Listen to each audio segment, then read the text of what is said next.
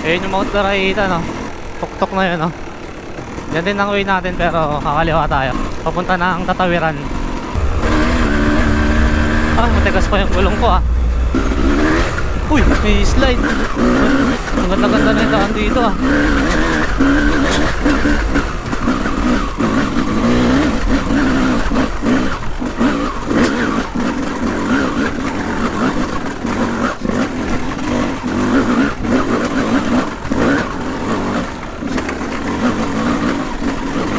Ah!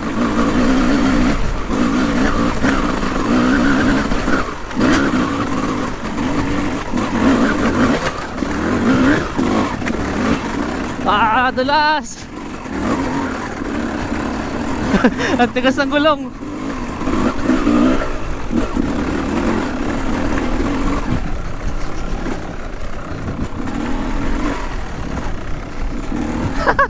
Ayun na si Franz.